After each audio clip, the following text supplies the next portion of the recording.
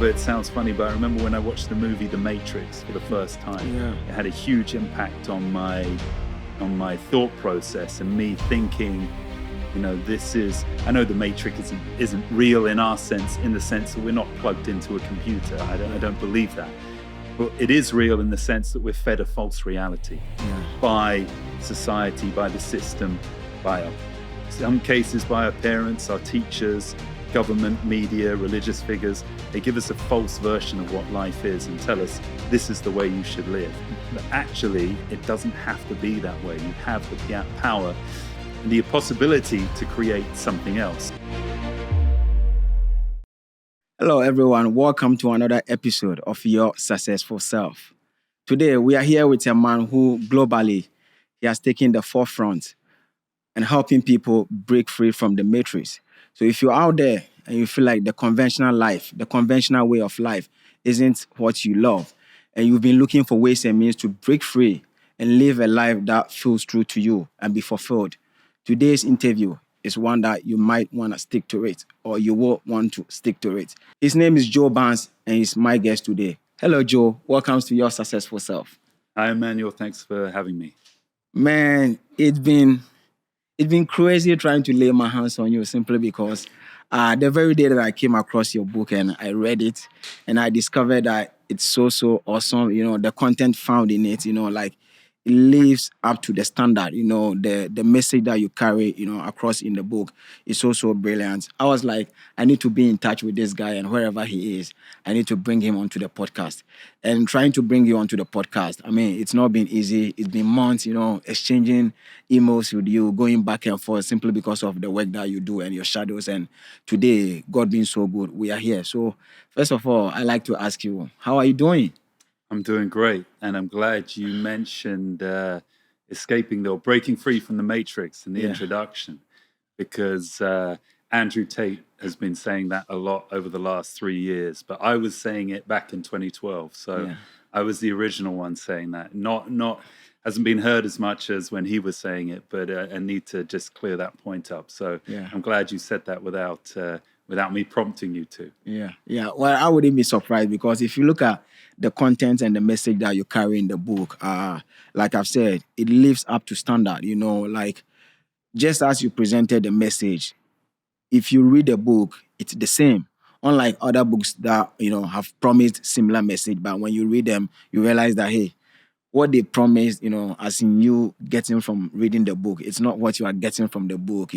Your book, is different and it's live up to standard. Now, I want to begin the interview, from your background, because our platform is all about helping people become the best versions of themselves, but most importantly, helping them with the success, strategies and tactics, to be able to do that. And so beginning from your background, when I was researching you and I was reading your story, the first thing that came into my mind was, is this guy crazy? And the reason why I'm using the word crazy is that you come from a wealthy background. You don't come from a middle income family, than talk of, a lower income family. You come from a wealthy background. And because you wanted to become a published author, write books and, coach people and, help people with some of these things, you broke free, from your family. Not only did you opt out of school, did you drop out of school, you broke free from your family. So researching you, I was like, first of all, the reason why we're doing everything that we want to do is about the impact that we want to have in people's lives. But away from it, money is the reason why. And here is the case, he comes from money. So why didn't he, sit down with the parents, talk through things with them and let them know that, hey, this is the direction that you've told me to go, but this is the direction that I feel that is true to my heart. So help me go this direction. And you gave up on everything, the money, the freedom and the opportunities that you had, and you took your own way. And it wasn't easy for you. You had to go through pain to be able to become the person that you are today. So why that decision, first of all? And at what point do you come about that this is the life path for me and it's what I might take? So I just clarify a couple of things. I dropped out of university, not school. Actually, I dropped out of university, but then I went back to university and did finish it. But what you're saying essentially is all true. I'm not from a wealthy background, but I'm certainly by UK standards, wealthier than most families. I went to private schools, which is indicator, obviously, that your parents have money. Both my parents were a lawyer. I had great parents. I have great parents, but they raised me to be a copy of themselves. So I was destined to become a lawyer as well, or something similar. My dad always said you have to be a professional. So if it's not a lawyer, it's an accountant, it's working for a corporation, doctor. Not that I'd ever have been a doctor, but so that was the path destined for me. But there's something, you make a good point. Yeah, I came from a relatively wealthy background, and that taught me something, that the money really only buys you so much. I never struggled for food. I never had that experiences, perhaps maybe experiences you've had. But being financially comfortable taught me that, look, I could continue having this for the rest of my life, but it really doesn't mean much. As long as I'm not struggling, as long as I'm not struggling for survival and I'm comfortable, that's enough. So really what is more important to me is to aim for higher goals, as in fulfilling what I feel is the reason why I'm here on the planet, doing inspiring work, being stimulated and excited by what I'm doing every day, and having a degree of freedom over my life, not having to work 40, 50 hours a week in a job which I don't particularly enjoy.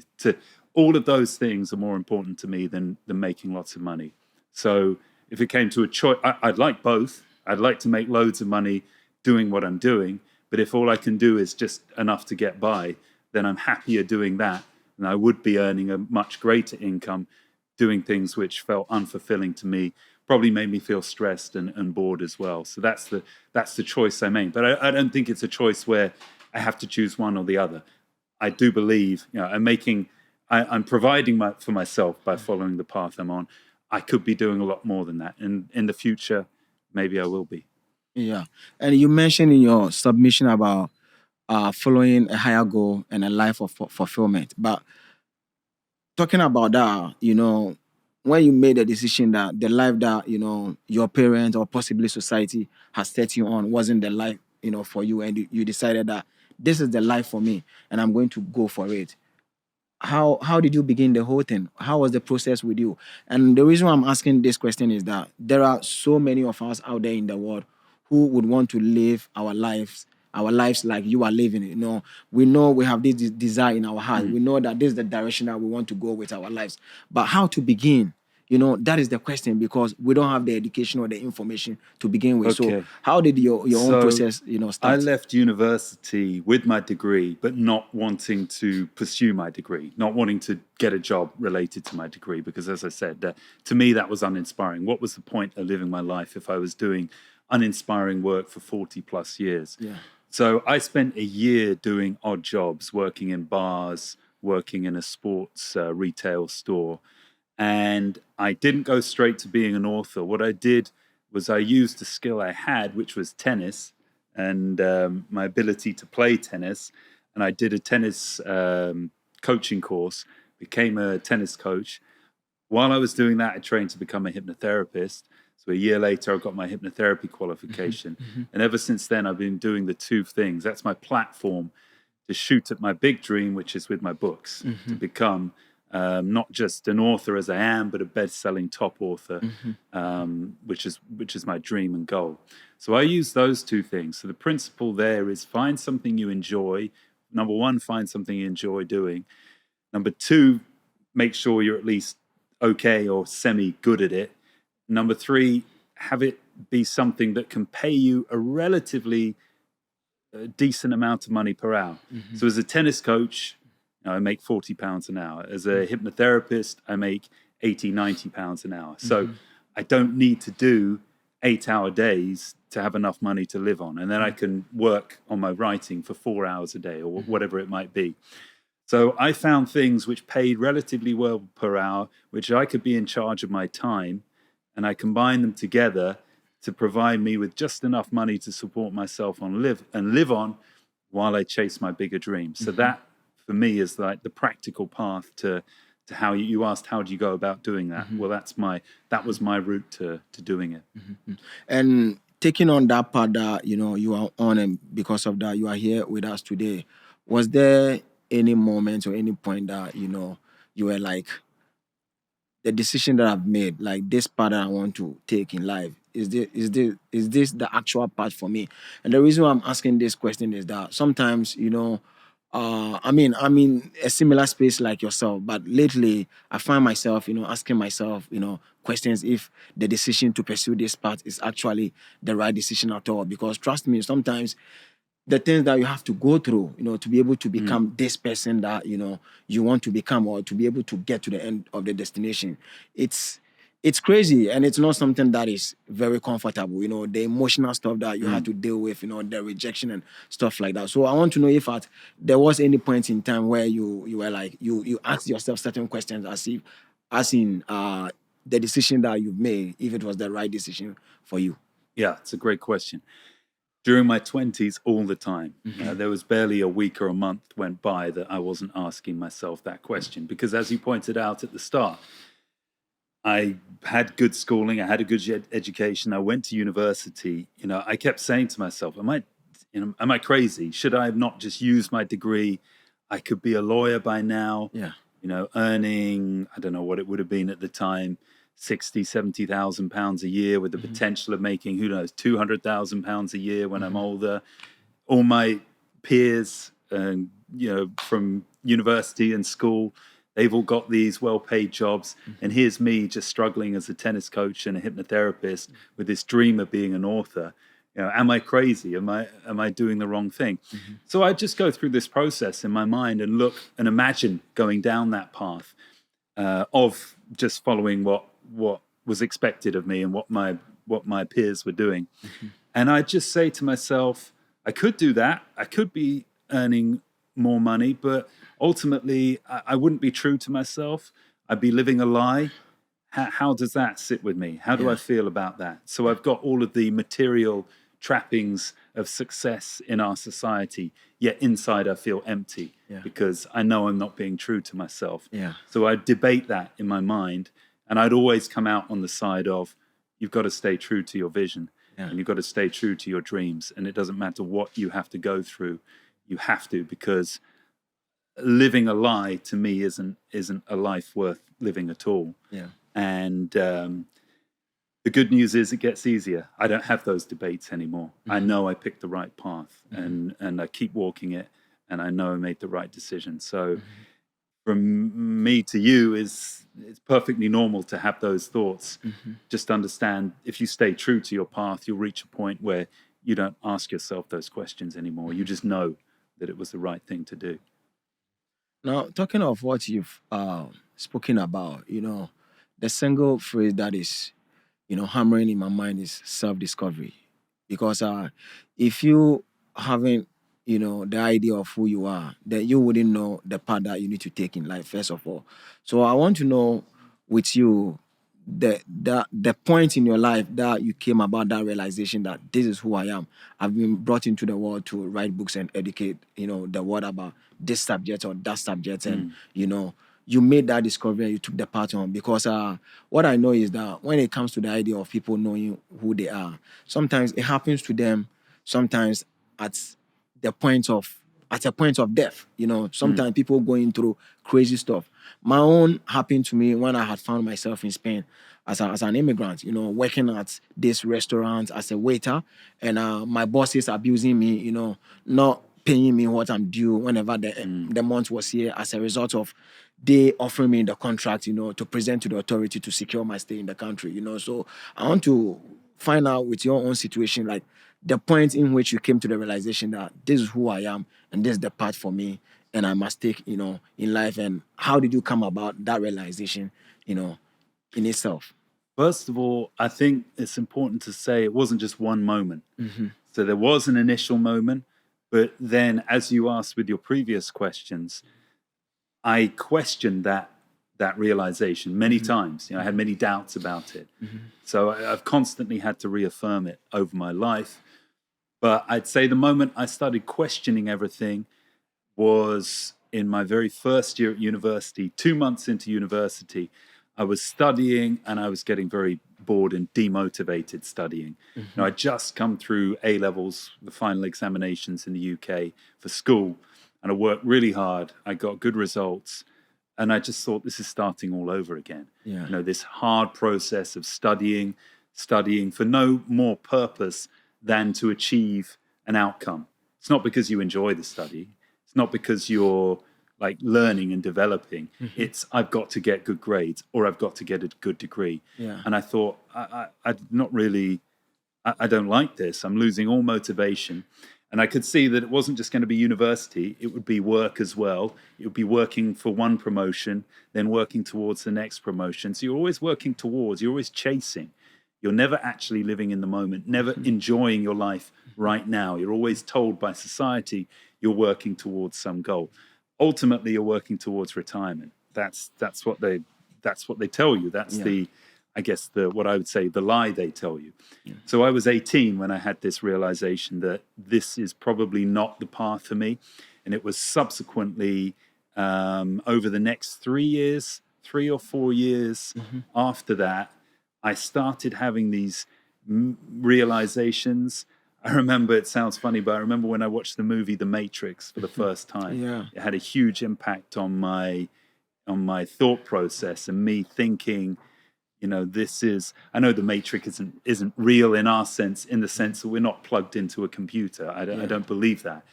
But it is real in the sense that we're fed a false reality by society, by the system, some cases by our parents, our teachers, government, media, religious figures. They give us a false version of what life is and tell us this is the way you should live. But actually, it doesn't have to be that way. You have the power and the possibility to create something else. So that movie had a big impact on me, and a realization that, maybe I don't have to walk this path that everybody walks. And then after that, I read various powerful books. I know, okay, if there was one moment to answer your question in exact detail, I was 22 and I read the book, The Power of Your Subconscious Mind by Joseph Murphy. Yeah. And that made a huge impression on me. It was the first book I read which said, or not just the first book, it was the first voice that I'd heard in my whole life, 22 years of living, that said, you can have a life you want to live. So that's crazy if you think about it. I'd spent my entire life, everybody telling me you're going to have to compromise. You have to work 40 or 50 hours a week in a job you don't enjoy. That's just something you've got to do. Everybody's got to put up with it. But here was a book telling me, no, you have the power to create your life in the way you want it. And that was a huge realization for me. And it was maybe only 2 weeks after reading that book, I had I call it a vision, but I don't want to make it sound too dramatic, because it wasn't like you read in the Bible, like some of them had visions in the Bible. It wasn't like that. I just had this flash of inspiration in my mind. I could write a self-help book. I could do something like this. This is something I want to do. So it was that moment at 22 years old when I had this realization, I wanted to do this. And it took me a long, long time to realize that vision, because, as I said, I doubted it many, many times after that. But now I know it was the right path. And I'm pleased that I'm following it. Yeah. You spoke about asking yourself, certain questions, at the beginning stages of your realization. Do you recall some of the questions that you asked yourself? Because in my own situation, it was working at the restaurant and being abused, and I was asking myself if, all the pain that I've gone through in my life, if that was my destiny and I was born to, just suffer and die and go, and if this is my reality. And based on the answers and the voice that I had, it took me on the path of, personal development. And as I was digging deeper into that area and asking further questions, it brought me to the realization of, the path that I am on today. So do you recall some of the questions that you asked yourself? And the reason I'm asking is that there could be someone in the audience watching us right now, and maybe they are at a similar path that you were. But, asking the right question to be able to continue to the next stage, which they will be revealed to the reality that they are supposed to live. They have no idea about it. So if you could help us with some of the questions that you asked yourself, so that if someone is watching, they could probably use it as a blueprint, to ask themselves the right question to also begin their journey. I think it will be very helpful. Do you recall some of the questions you asked yourself? At the time, I'm I'm not sure. I had a moment, a flash of inspiration. And I guess the question I asked myself maybe afterwards is, is that enough to base your life on? Can you really do a seemingly crazy thing like trying to become a published author or a self-help author just because you had a moment of inspiration? Shouldn't you think about it in more detail? Shouldn't you be more realistic? Those are probably some of the questions I asked. Yeah. But ultimately, I've always been someone who listens to my intuition, listens to my heart.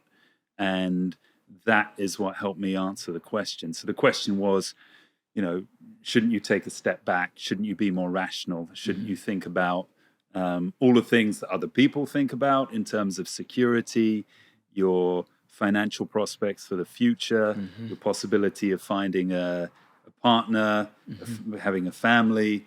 Are you jeopardizing all of this because you're choosing this seemingly crazy path?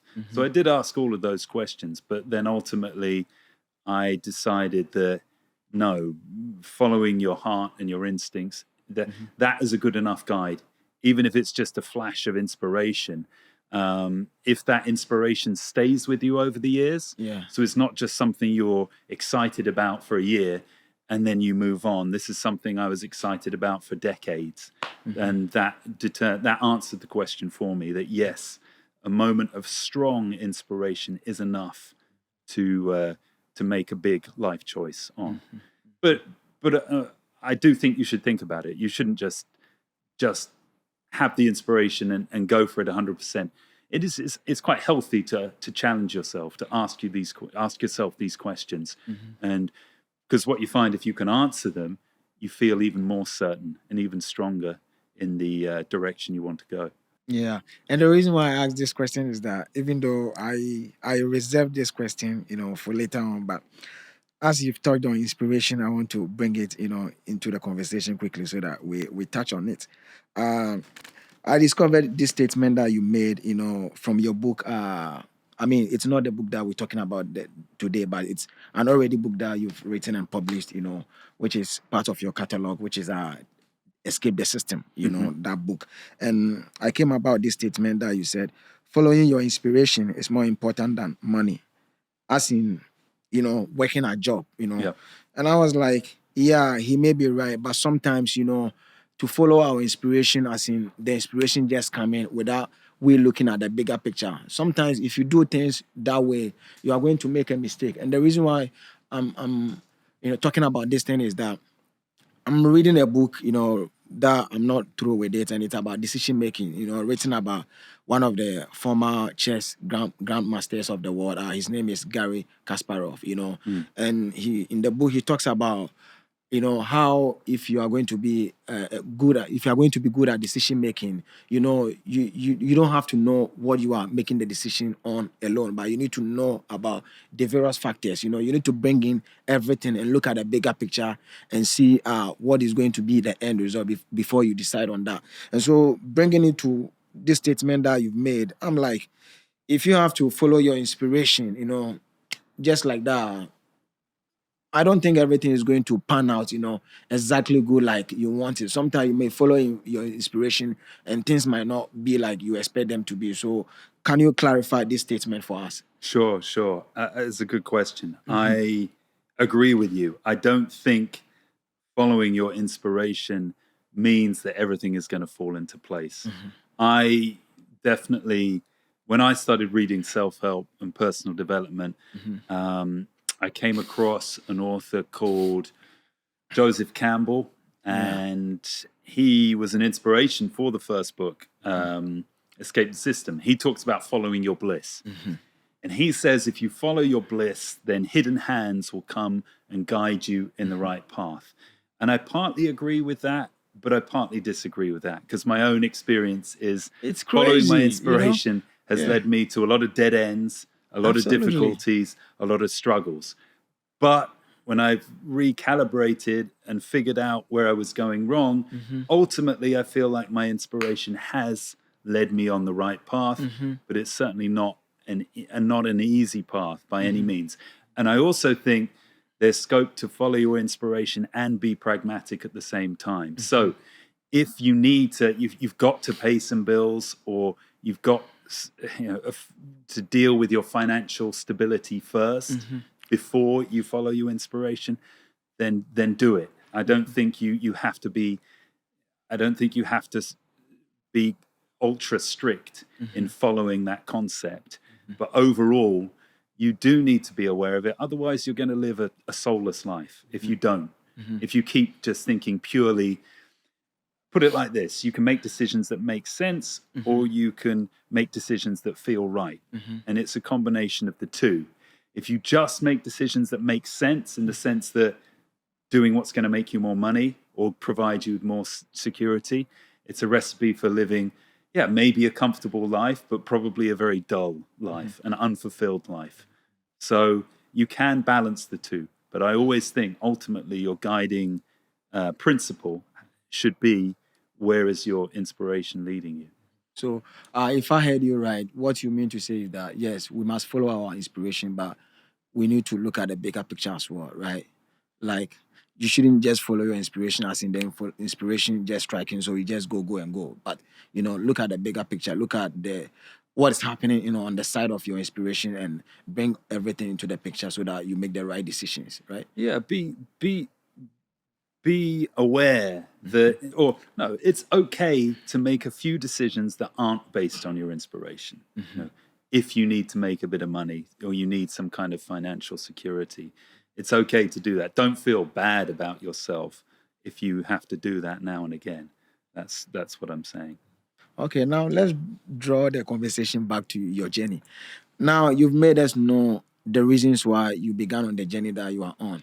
What I'm curious to know is about, when you started, or after you started, how things went. Were there anything like obstacles, on your way? And if they were, how did you overcome those obstacles? Because I know how it is. Like, when you set out to achieve something in life, if you don't have everything figured out financially, emotionally, the people that need to help you, if you don't have it all figured out, and, probably you have some of them, but not everything, you're definitely going to encounter some obstacles, So I want to know, with your own situation, if there was anything like that, and if there was, how you overcame them and you kept on. So one thing just comes to mind immediately. My main obstacle at the start was definitely loneliness, being on my own a lot, because I was following this path and not doing what all the people who I went to school with, the people I went to university with, were doing. And because at the same time also I didn't drink alcohol. And it may not seem such a big deal, because you obviously originally from Ghana, right? Yes. You've only just come here. You didn't grow up in this society. Yes. But as a teenager and a young adult, especially more so, this is early 2000s, if you didn't drink alcohol and you didn't go and get wasted each weekend, you didn't go to bars and nightclubs, it was like something's wrong with you. Yeah, you weren't normal. Yeah, exactly. Whereas I think it's the other way around. I think you're a little abnormal if you're spending 4 nights a week getting drunk, feeling crap the next day. I think that's a bit weird, to be honest. But I was in the minority. So because of a combination of those two things, both socially and professionally, I was just different. I dealt with a huge amount of loneliness, and I was on my own a lot. And there's one thing I can say to help with that situation. I quote it in my new book. I talk about the writer Charles Bukowski. Yeah. He wrote a poem. I can't remember the name of the poem, but he talks about, it's about the struggles of following your dreams, basically. Go all the way. That's the name of the poem, Go All the Way. And one of the things he talks about is all the things you'll encounter if you try and follow your dreams. He says you may end up with no money, sleeping on a park bench. Yeah. You may lose girlfriends, wives. He talks about loneliness as well. But he says loneliness, isolation. He calls it isolation, but it's the same thing. Isolation, loneliness. Yeah. He says isolation is a gift. And I thought, wow, what a different way of looking at that. Because if you think that isolation is a gift, instead of oh, it's me on my own at Saturday night again, which is my experience throughout my 20s. I'm just on my own. It's like, oh, I've got a gift. I've got time. I can actually write. I've got time to do all these things I want to do. Yeah. And, that's 5 extra hours I've got on this project, which is my dream, which is going to be my way out of here, which is going to be my escape route to this incredible life I've envisioned for myself. So when I started to understand that loneliness and isolation are a gift, that made a shift in my mind and really helped me with that obstacle. Mm-hmm. Now, other types of obstacles are just the practical ones, like building a client base, building an audience for my books, a client base for my hypnotherapy. It's really difficult stuff you have to deal with because I'm more of a creative person. I feel like I'm good if it comes to writing a book. I'm good if it comes to doing a one-to-one session, helping somebody with an issue, but I'm useless when it comes to marketing and promoting myself. So that side of things, that kind of obstacle was so difficult to deal with. And I had to learn a lot, so much reading, so much trying to understand this world of marketing and promotion. And I also had to try and switch my mindset. And for those people who don't like marketing, I'm no expert at it by now by any means, but I'm a lot better than I was. Yeah. And something that helped me was thinking, I'm not have to learn about marketing or advertising. It's self-promotion. It's that shift in word, meaning I'm going to do self-promotion. Then I thought, okay, all right, I can kind of get that. I like this idea of promoting myself rather than all these marketing strategies which just confuse me. Yeah. So just taking this opportunity to promote what I do wherever I can has helped a bit overcoming that obstacle. But in answer to your question, the main obstacles I faced were loneliness and then the practicalities of building a client base and building a customer base. Well, I want to touch on the marketing thing, that it's very big, so that if there is anybody out there watching us, and they want to take some of these journeys that we are on, and if they are a creative, to help themselves put their works out there, they need to think that marketing is very big, as far as some of these spaces that we find ourselves in are concerned. And the reason why I'm saying this is that I once came across a story by Robert Kiyosaki. You know him, the guy behind the Rich Dad, Poor Dad book. And I think he found himself in Japan, one of the Asian countries, and he was on a book tour, I think. And after speaking, he met a lady journalist, who later came to him and he was like, Mr. Kiyosaki, you are a best-selling author and I want to, one day be like you. What are some of the advice, you could give me, to ensure that I bring about my dream? And Robert Kiyosaki told her to learn marketing. And the lady was like, why do I have to learn marketing? You are a writer. You are a best-selling author, so everything should be focused on, writing. And Robert Kiyosaki was like, no. I'm a best-selling author. I'm not a best-selling writer. There is a difference, which means that you can be the best writer in the world, writing the best of books. But if you don't know how to market it, there's no way, your work will get out there and be, help you achieve the result that you want to achieve. So with the marketing thing, I think it's very big and we all have to appreciate that and bring it into our decisions. And I appreciate you coming up with it. Now, my next question is that when you decide that books were the things that you were going to write, naturally, you haven't been trained as a writer. You haven't gone through the educational system, to learn about how to write books and, do some of the things that you are doing. So how did you figure that out? How did you, embody the confidence in you that I can write? And, irrespective of being trained or not being trained as a writer, you began the journey and you started writing, some of these amazing books that you've written so far. And how was the writing process for you? The writing process? So, yeah, it's a good question. I always did well at English in school. So I did have a little bit, you're right, I wasn't trained as a writer at all, but I had a little bit of I had an ability, not a fantastic ability to write, but I had some ability. And while I was at university, one of my tutors said to me, oh, you should consider being a journalist. You're a good writer. So I thought, oh, wow, that's, it's good he said that. I mean, I was never going to be a journalist because I thought, journalism was just nowadays it's just about writing about the agenda your editor and the owner of the newspaper wants you to write about. It's not what it used to be. It's not about investigating things and challenging the system. It's about supporting the system. But anyway, so I thought I'm not going to be a journalist. But him saying, "Oh, you're a good writer," and the fact that I wrote a dissertation at university, which is 10,000 to 12,000 words, made me think, okay, well, it's not too much of a stretch to write 70,000 words. But I can write 12,000 words and probably write 70,000 words. But as you point out, I wasn't trained. So what I did is something very similar to what you've done with me, reading my book and getting in contact with me. I read the book of a best-selling author called Tom Butler Bowden. Now, he's got a whole series out called 50 self-help classics, 50 success classics, 50 psychology classics, a whole series reviewing all of the books, the 50 best in each genre. I read his 50 self-help classics, and I loved the book. And I saw that he's from Australia, but he actually lives in Oxford in the UK. So I contacted him and I said, I love your work. I'm actually writing something. Would you look at my manuscript? And he's a very gracious, generous guy. He said, yes. I met him in Oxford. And then we began this mentorship. So it was a paid mentorship, but he was very, he's not like some of these people, these coaches online who just want to rob you blind. He was charging fair prices, made it possible. So I'd write a chapter, then I'd drive up to Oxford and we'd review it together. He'd go through all the things, all the ways I could improve my writing, ideas that I could use.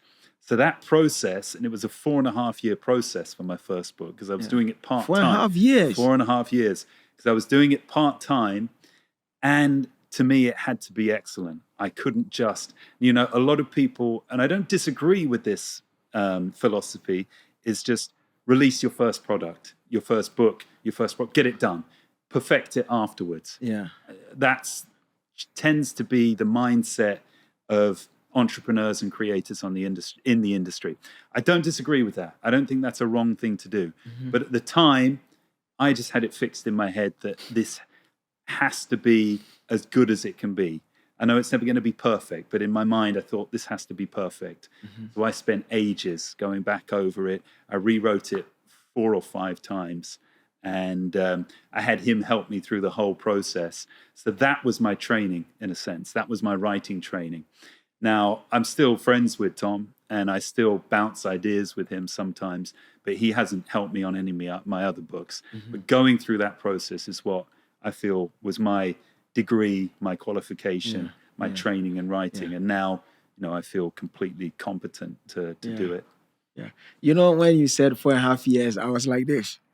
Mine has taken me 2.5 years. And I feel like it has taken me my entire life. Your what took you 2.5 years? Yes. My first manuscript. Yes, that I completed, months ago. 2.5 years, and I'm like, it has taken me the whole my entire lifetime. 4.5 years. That was a lot. It must be really excruciating.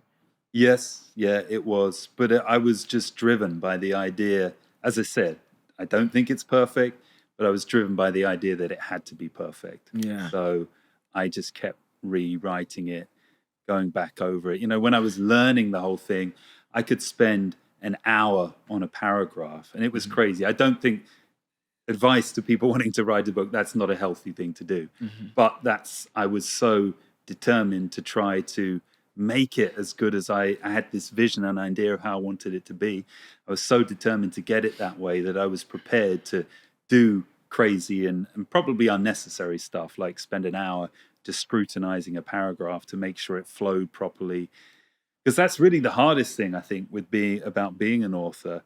I don't know how you feel with your first book, but I'm never short of ideas. I'm never short of inspiration. It's all there.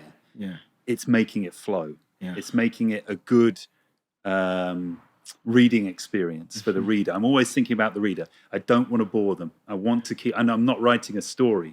So there's already that's already a mark against me, that it's not an entertaining book.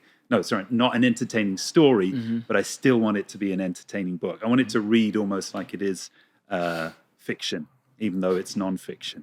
So a big part of that is the flow of it.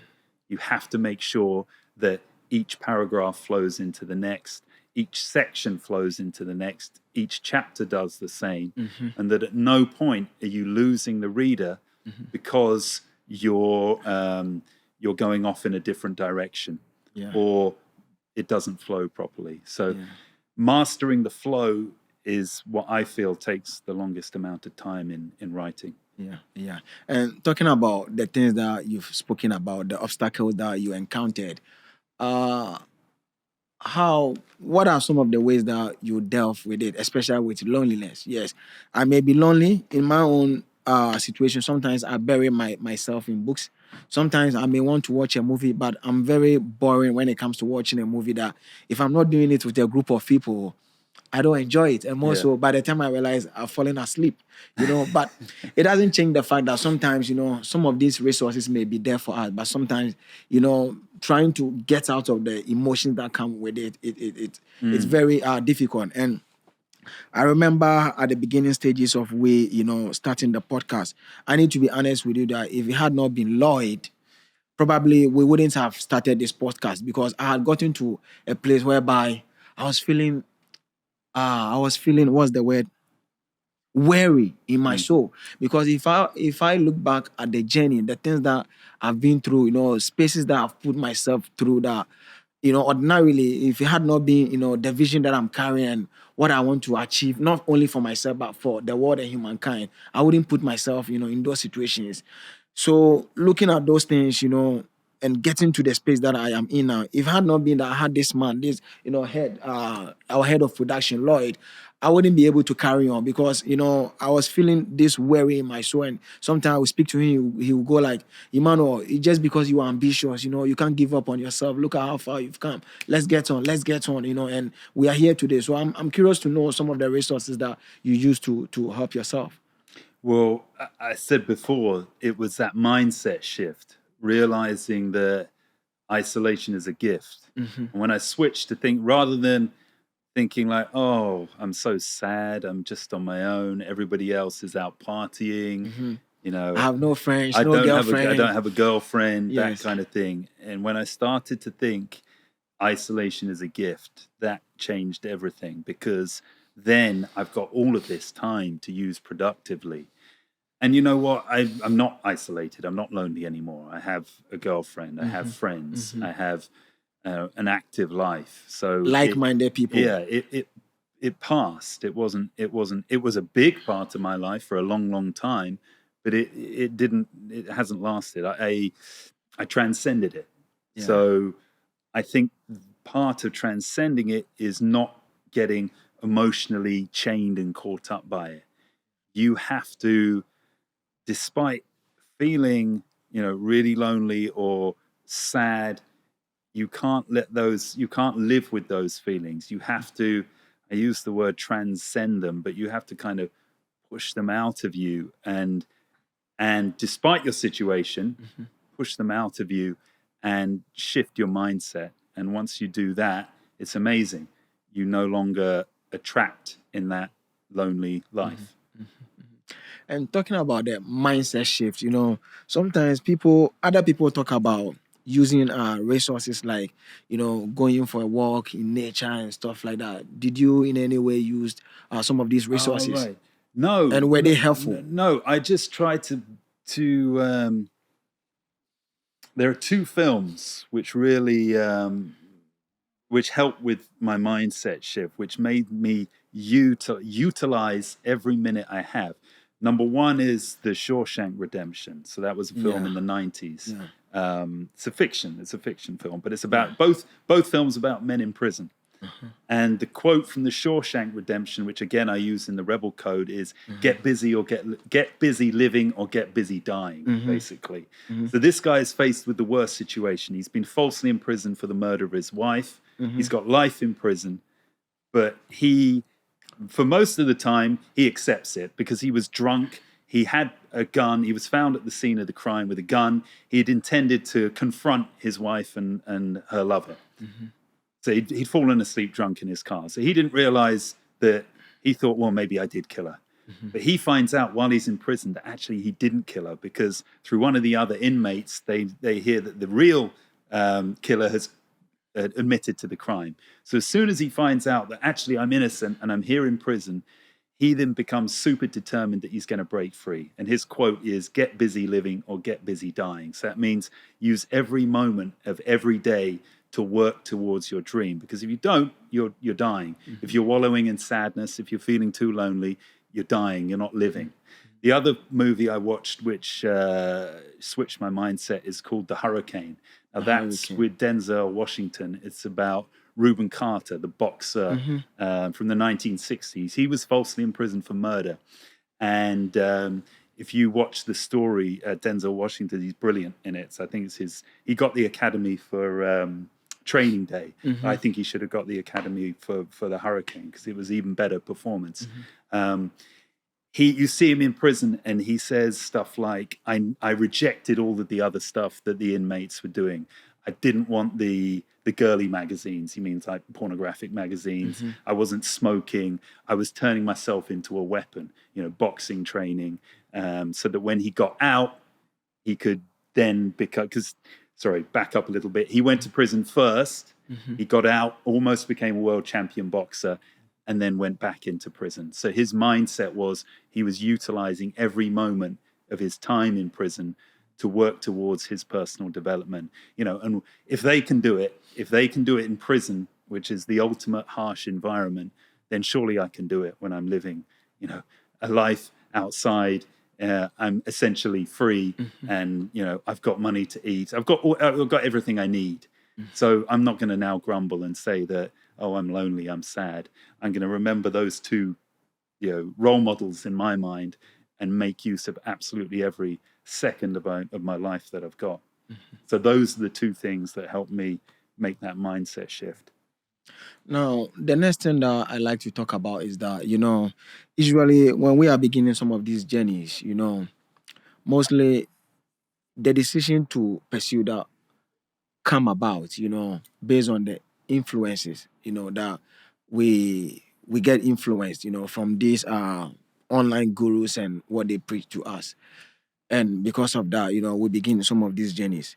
What I like to ask is that, yes, when it comes to happiness, I know you are happy, you are fulfilled so far with, what you've achieved so far. But would you say, based on what you've achieved so far and based on what you've been through to be in this space that you are in right now with us, are you 100% fulfilled with your result? Like, are you quite happy with your results so far? Because, like I've said, when we begin some of these journeys based on the influence that we are influenced out there, and we begin, we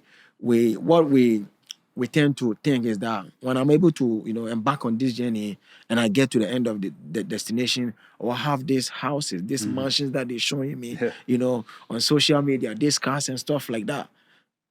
How about your own experience? So far, have you been able to achieve those things? And if there is anybody out there watching us, looking at what you've been through, would you still encourage them to take, these journeys or some of these paths, before them that maybe they are planning on taking? Would you, based on your experience, would you encourage anybody to take some of these journeys at all? Because for me, the last time I was speaking to someone, and I was like, maybe this is the reason why, when the idea comes for us to take, some of these journeys, we don't get to see the bigger picture of everything before we embark on the journey. Because then when you get to see the bigger picture and you get to know that these are some of the things that I'm going to go through, you would back out. And I was telling this person that before this day, looking at what I've been through and what I'm going through, if I had been shown, the bigger picture of the whole thing, I would never begin this journey in the first place. So would you should I say, encourage someone that despite they should take, that some of these journeys, they should take on some of these journeys?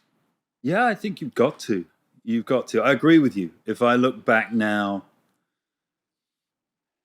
no, I'd probably still do what I'm doing. Dude, it's very painful, I'm just a person who, I find it very difficult to ignore my conscience and my heart. Like I was going back, I was telling you that I didn't drink when I was a late teenager and in my 20s. And everybody around me was drinking.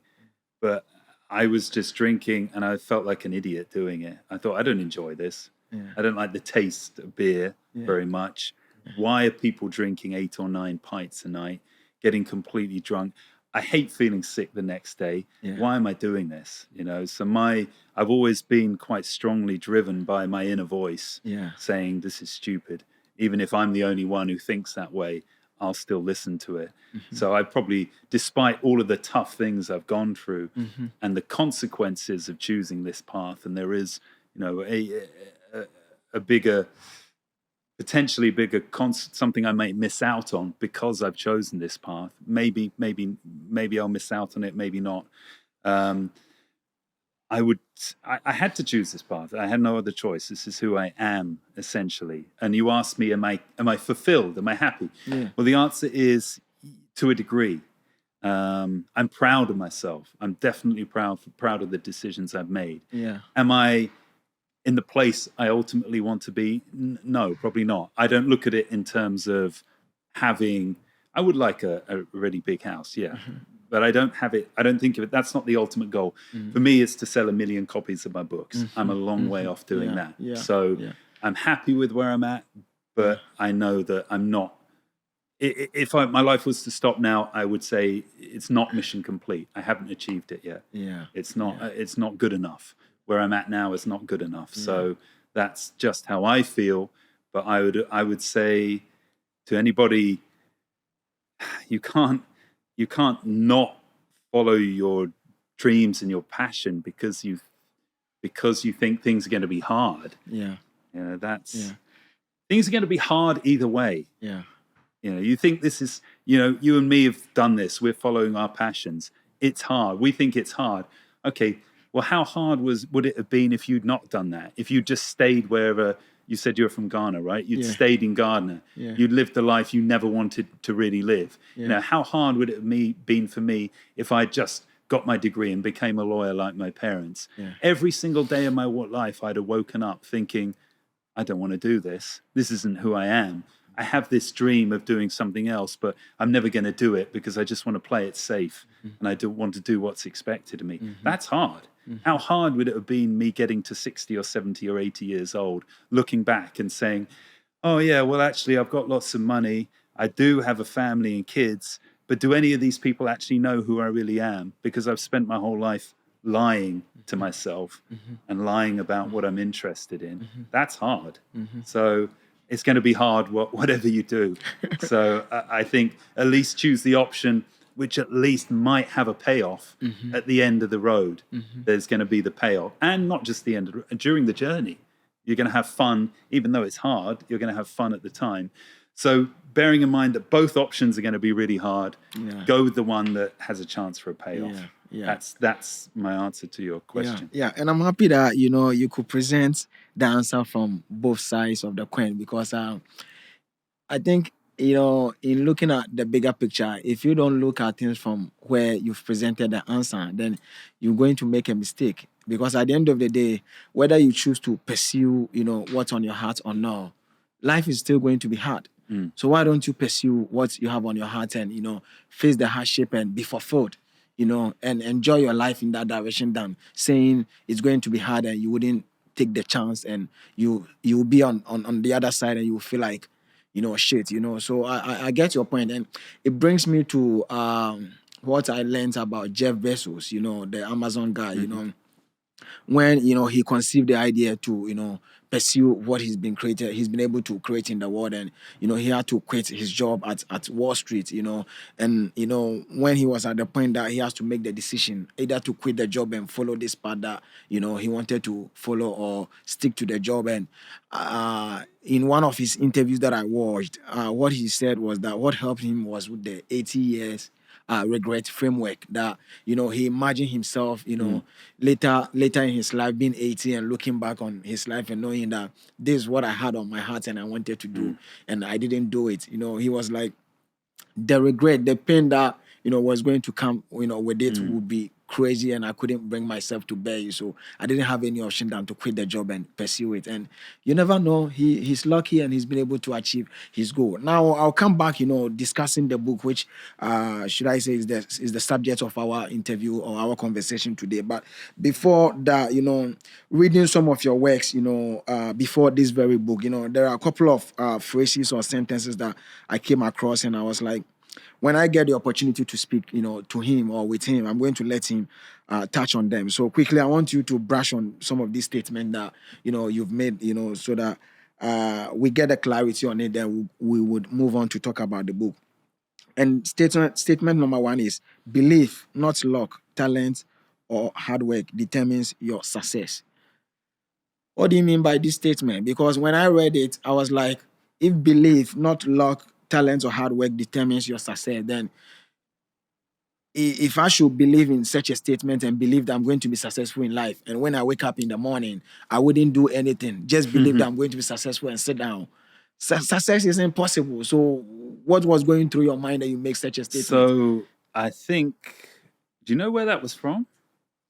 It's from your other from book. The book. Yeah, Right. Escape the System. So basically, when you read it back to me, I think I need to explain the context of that. Yeah. I do think hard work is important. I do think talent helps. I'm not so sure about luck. I'm undecided. I don't know if there really is a thing such as luck. I'm not sure. My whole point is that you can be really hardworking, you can be really talented, but at the end of the day, if you don't believe in yourself and believe in what you're doing, you are going to find some way to sabotage yourself. So belief, ultimately, this is what I got from Joseph Murphy's book, The Power of Your Subconscious Mind. He says the law of life is the law of belief, basically, that what you believe is ultimately what you will experience in your life.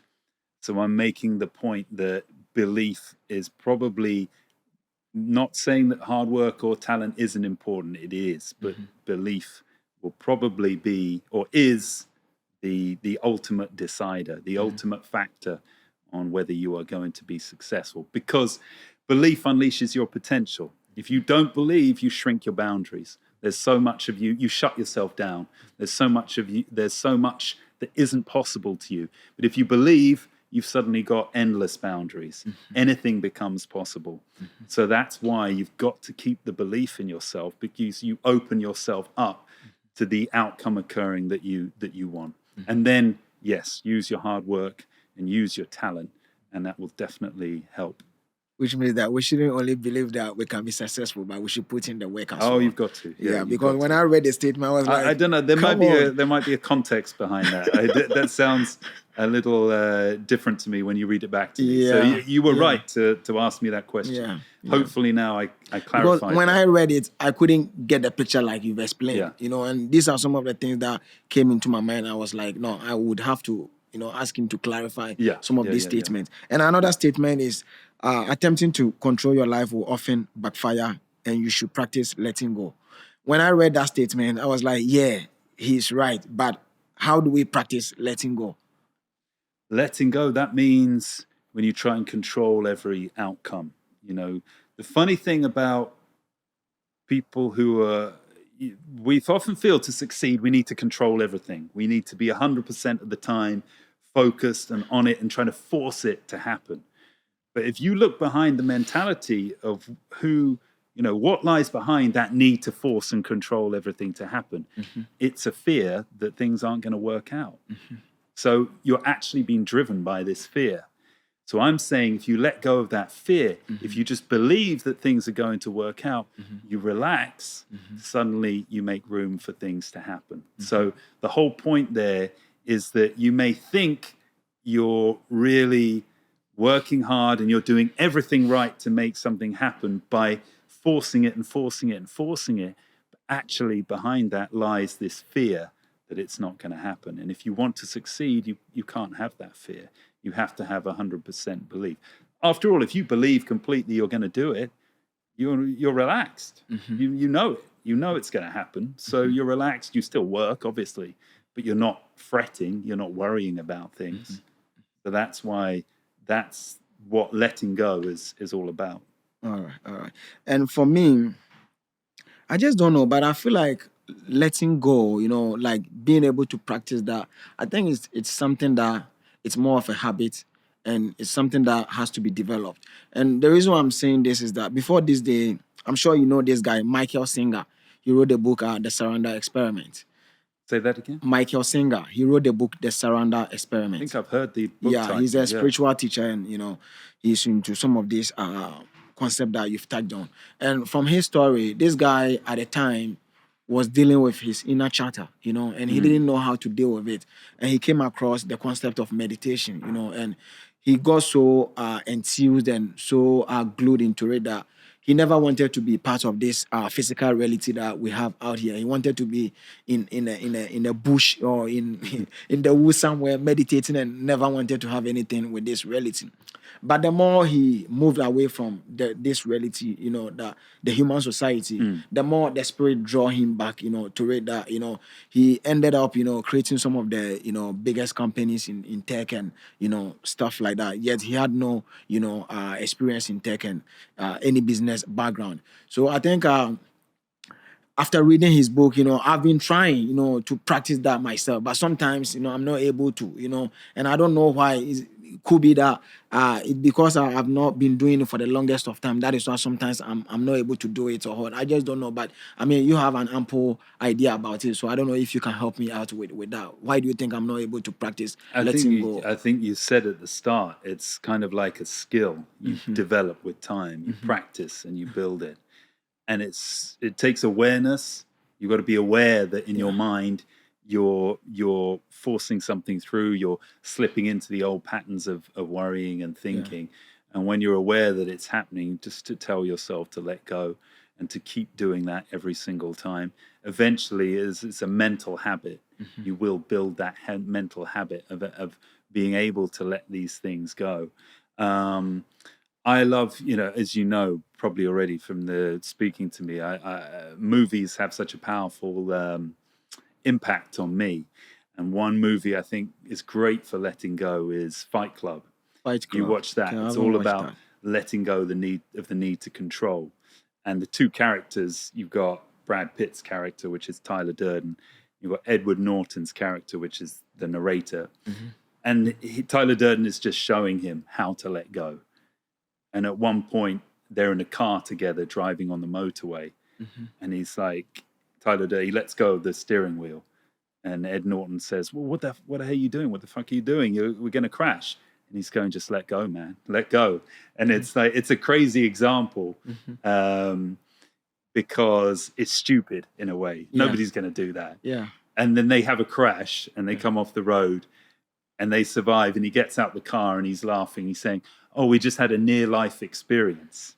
Not a near-death experience, a near-life experience. Because what he's saying is we let go and we actually felt what it's like to be alive because we let go for a moment.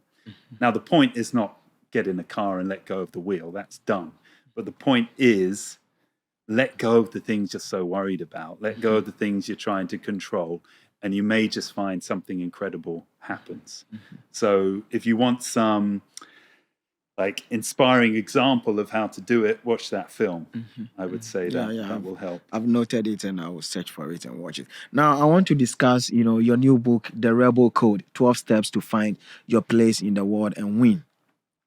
Now, before this day, I would say the book, came, to me at the right time, because for me, based on what I've read from the book and based on the explanation you've given so far, as a fellow rebel, rebel as in someone not wanting to go, about my life as in the way society wants me to go about my life. I don't like working at a job, whereby I'm being micromanaged, I'm being told what to do. Like I hate those stuff. So the idea of having to go, having to follow that path, it doesn't seem right for me. And so all along for me, I've been looking for answers, to how I could, go about some of, the problems that I've been having in the world in carving my own path and living my life as in the way I want to live. And I've read a couple of books, on the subject. A typical example was a book called Playing the Matrix. I'm not going to mention the author's name, but,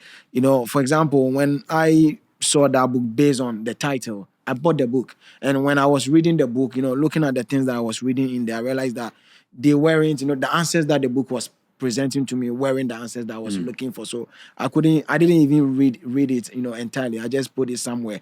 And away from that, I've read a couple of books that promise to give you the answers to, answers to some of the problems that we're having out here if the conventional way of life isn't your life and you want to carve your own niche. But when I chanced on your book and I read it, the answers that you presented, that the content was basically what I was looking for. So that moment I became a big fan of it and I was like, where is this guy? Let me look up for him. And I sent you an email and God being so good, you replied and we started from then. We are here today. Now someone would say you've had other books before this day. You've written Do the Work You Love. Yeah. You've written Escape the System, and another book as well, which the subject line, it's almost about, not following the conventional path, but following the path that you feel is true to you.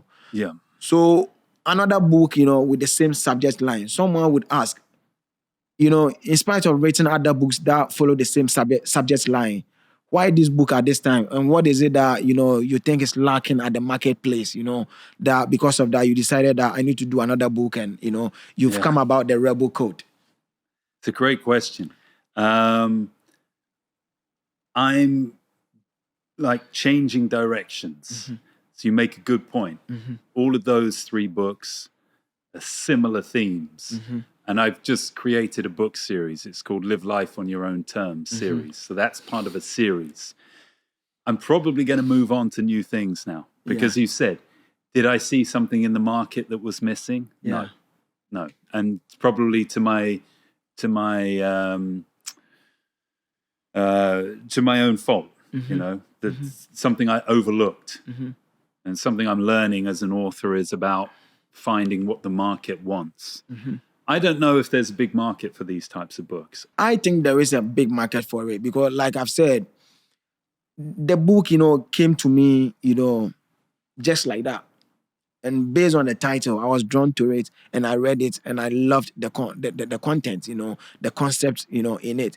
So, and I think there are many people out there in the world like myself who are looking for answers to, some of these problems that they are having, like not wanting to follow the conventional path. So they are looking for ways and means to, move away from it, And some of these answers that we are looking for, it's not out there in the world. You get books that promise to give you some of these answers, but after reading it, you realize that it's not what I'm looking for. But yours, it carried the answers right away. What you're talking about is the content of the book. Yes. Now, the content of the book, I believe in 100%. Yes. I absolutely feel that I know that I spend enough time writing it to make it a good book. Yeah. What we're talking about is the market overall. And it's a good point you make because I talk in that book, I say there are typically 3 types of people. Yes. You're either a leader, Yes. a follower, or a rebel. Yes. And I say that like 80% of people are followers. Absolutely. Maybe 15% are leaders. Yes. 5% are rebels. We're rebels, Yes. but we're only 5%. Yes. So you could say, why write a book for only 5%? You haven't got a big market there. But back to the original point, I didn't write these books, maybe at a fault to myself. I didn't write these books thinking, oh, what is the market missing? What is a clever way of trying to market something and sell a product to people? Not how I wrote these books. These books are 100% from my heart. This is my passion. This is what I feel the world is missing. This is. I remember seeing a film. What was it called? Walk the Line. So this is about this country singer in America, Johnny Cash, and he was just starting out in his career, and he did an audition, and the producer. He did an audition. He was just copying some Elvis songs or somebody else. And the producer was like, that's boring. He said, if you were in the gutter about to die and you had to sing your heart out to the world, what would you sing? And then he does his own unique song. And wow, he has this incredible career. So if I was in the gutter about to die and I wanted to communicate a message to the world, what would it be? It would be this. This would have been the This message. is what I truly believe in. Now, I don't know if there's a big market for it. And in the future, I'm thinking of going in a different direction because maybe I am going to to write to market rather than write from my passion and my soul. But I've got these books, as you mentioned, the other one, it's my Live Life on Your Own Terms series. Yes. They'll always be there for people like us who don't like conventional ways of working and living. So that's really, this is a representation of who I am, and that's why I wrote it. And I guess I took the chance. I thought maybe there are other people out there who feel the same way I do, like you do.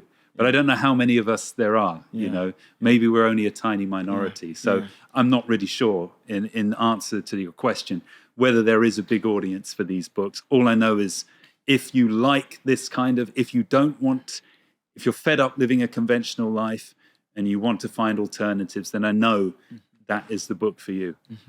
And I'm happy that you could, put things this way. The reason why I'm saying this is that the last time I was speaking to someone, someone that I look up to, and some of these things came into the picture, and the common thing that he could tell me was that it's not about whether there is a bigger audience for what you are doing or not. What is the most important thing is doing what you have on your heart, which nature, God, or Allah, or however you may refer to it, has put on your heart. Like doing that work, that is the most important thing.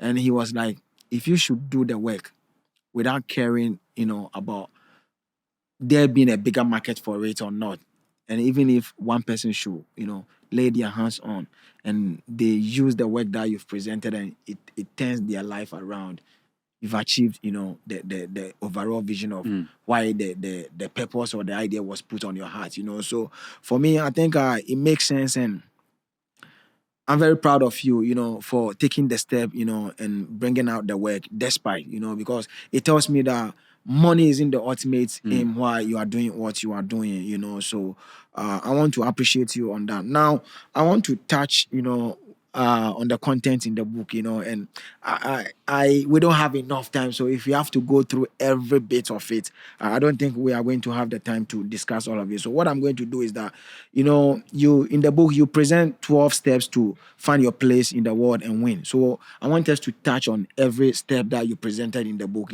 bit by bit, so that if there's anybody out there watching now, they will get a feel of what the content is all about, so that if they should buy the book, they know that, hey, this is the benefit that I'm going to get from the book. Okay. So I want us to start from the step one, the first step, which is create your own world, but don't get lost in it. As a rebel, as someone not wanting to live the conventional life, how you can be able to live the life that is true to you and be fulfilled. These are the steps. These are the way to do it, and you've presented it in the book. So I want us to touch on those steps. So Step number one. So we'll go through each step, and Yes, I'll give a short, brushing, I'll yes, give a brushing short it, little yes, bit. So, yes. so create your own world, but don't get lost in it. So Yeah. basically, that means for a rebel, we always get told, we have to No, adapt. first, let's define the rebel, so that if there's anybody out there watching us and they have no idea. Okay, Yeah. a rebel, as I define it in the book, is someone who's driven by the need for freedom, Yes. meaning, Yes. and connection. Well, Yes. everybody's driven by connection. Yes. A leader is somebody who's driven by the need for power. Yes. A follower is somebody who's driven by the need for security. Yes. So based on those different needs, you're going to want to take different paths through life. So a rebel's main need is the need for freedom, but they also have a need for meaning. And we live in a very superficial, materialistic society, and that makes it difficult for somebody who has a deep need for meaning in their life to function and exist in that society, because everything around them is just materialistic. Yeah. It's all surface If you don't level. have the cars, this or that, It's just you are superficial. nothing. So that is difficult. So the rebel has to create their own world. That's step number one of So the the whole rebel book. in this context is the one who doesn't fancy the conventional life, and they want to, live true to themselves, like the life that they feel that is true to them. Yeah, they're the freedom seekers. Yes. They're the people who tend to be deep thinkers. They can either be introverts or extroverts. So you get a bit of a variety then with rebels. They are also, tendency towards creativity. I don't think that's every single case, but they're slightly more creative. I discuss all of this in the introduction of the book. Yes. So then you discover that you're a rebel, right? You probably already know anyway. That's why you picked up the book and bought it, but you've had it reaffirmed to you. Then you go on to the 12 steps. And the first step, as you pointed out, is create your own world, but don't get lost in it. So that basically, followers and leaders are always going to tell you, adapt yourself to the world. There's a quote from George Bernard Shaw. The reasonable man adapts himself to the world. The unreasonable man adapts the world to himself. That's why all progress is made by unreasonable men.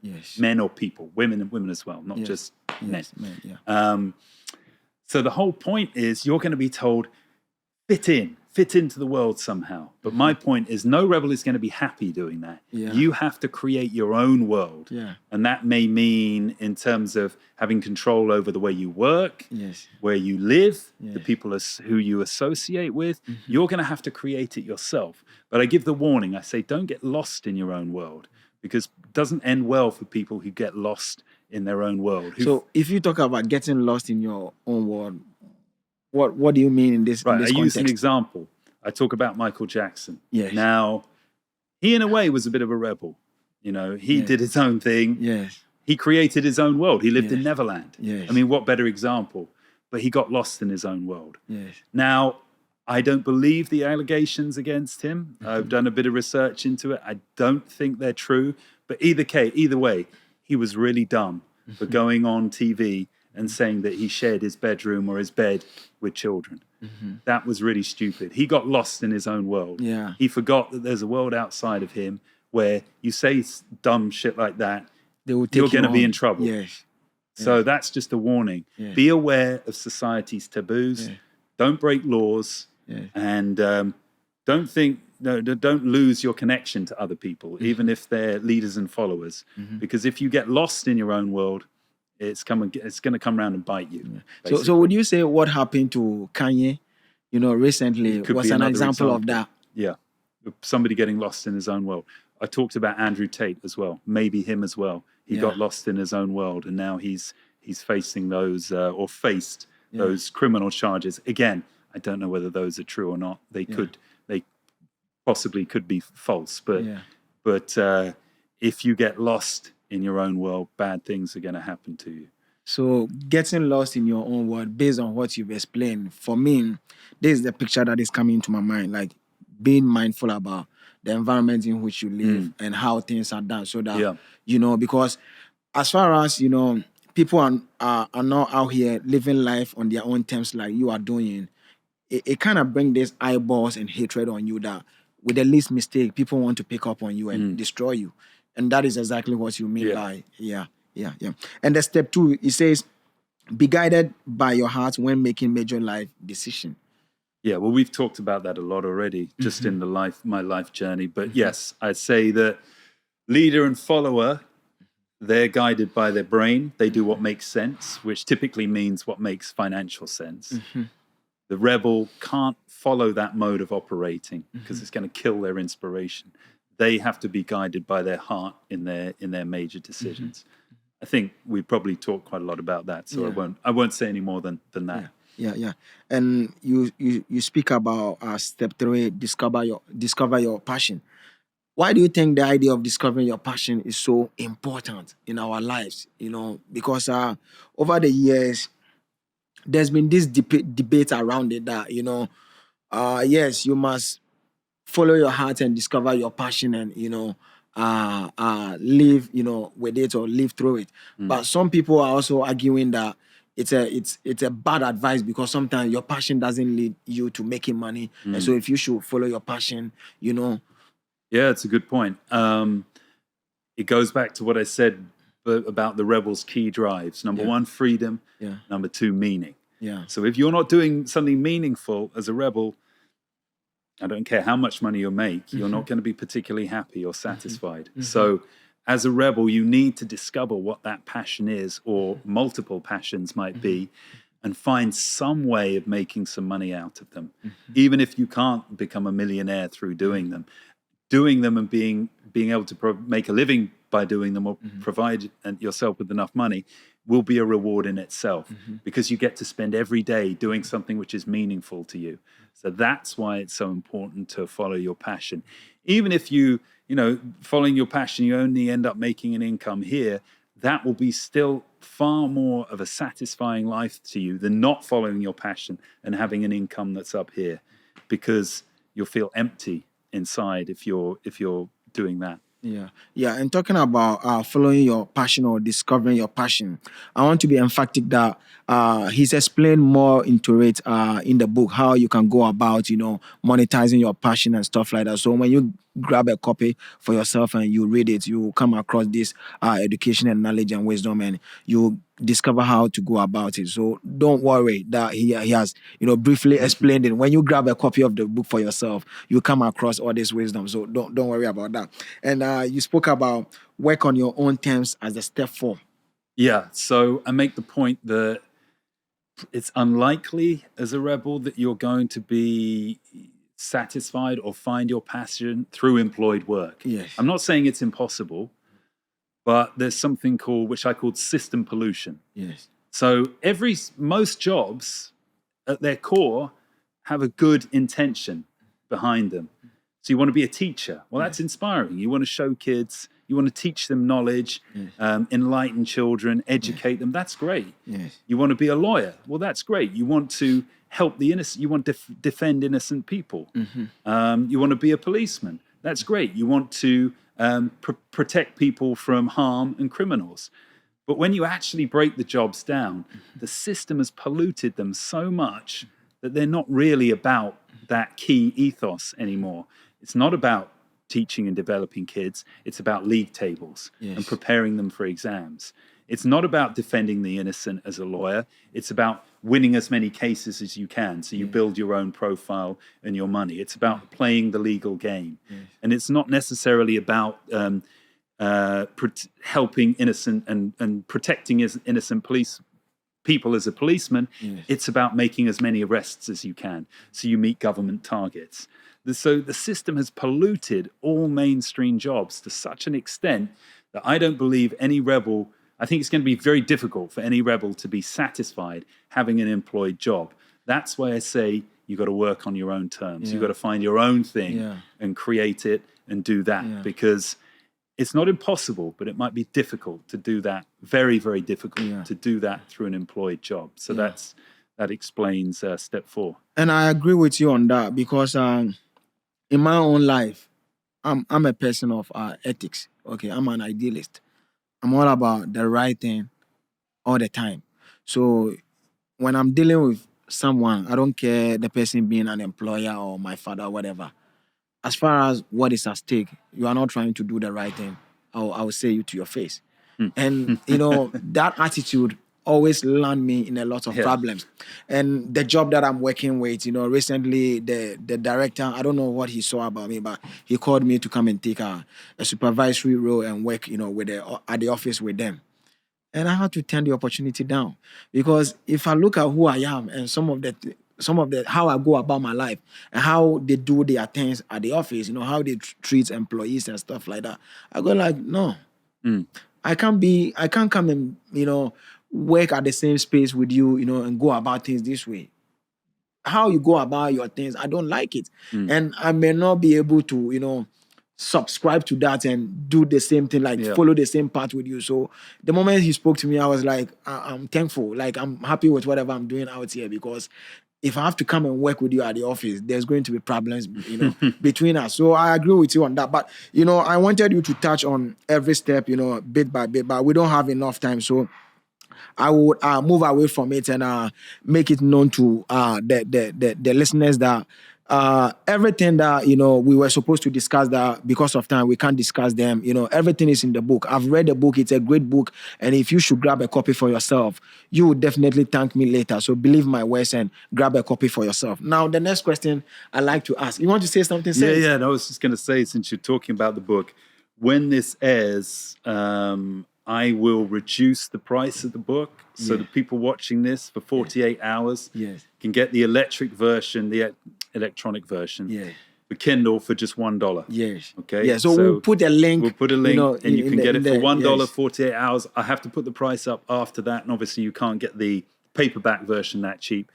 But if you want the Kindle version for $1, you can get it for 48 hours after this goes live. So we'll get the link there. Yeah. So as he shared, you've heard everything. So when the episode airs, we would put the link below the video. So as you watch the video, you go below you go into the link, and wherever the platform may be, Amazon or Barnes and Nobles or whichever, you go then, you grab a copy for yourself, on the lowest price that he's going to put it. So never forget about that. Now, the next question that I'd like to ask is, so far, you've been a rebel. You've rebelled against everything or every individual that came, across you on your journey to becoming the person that you felt like you've been born to become.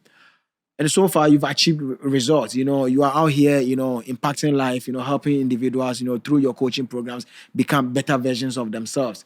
So far, are your parents happy with you? Like, are they happy with the results, and are they happy with the life that you are living? I would have to. I don't know. Yes, we get on well. We have a great relationship. Because I know basically when they wanted you to take the path of love and you rejected it, there's going to be some sort of. No, I'm sure they'd prefer that. If we were sitting here and I was a lawyer, I'm sure they'd be much happier with that. Yeah. Of course. Yeah. And that's fine. That's the way they see the world. They've always been great. They've always been very supportive. Initially, they weren't happy with the route I was going, and they challenged my decision many, many times. But, I guess that's a sign of a good parent, is that when your child sticks to their guns and says, no, that's me, I'm doing this, eventually they come around and support you. So that's, what more could I ask, really? Yeah. So I think they'd be more happy if I was a lawyer, but we still have a great relationship. So it's fine. Well, I'm happy to hear that, because where I'm coming from in Africa, man, it's never like that. There is this kind of, how do I put it, like authoritativeness, within the society, that it's either this or nothing at all. So if you don't follow what I'm telling you, then we are done, Yeah. And, to not follow, the path that your parents are trying to put you on, but to follow your own path, it's crazy. It's crazy. I know my own journey, the things that I had to deal with, But, even though I haven't been able to, how do I put it? I haven't gotten to the end of the destination. I would say so far so good. My parents, they kind of now understanding me and, stuff like that. And now that, I'm no more into drugs and alcohol and I'm not smoking, I think they are okay with that, So far so good. We're taking things from there. Now, my last two questions before we wrap up, where can people find you? Okay. On social media, if people want to be in touch with you. We'll leave the link for the book below. Also, my website is escapethesystemnow.com.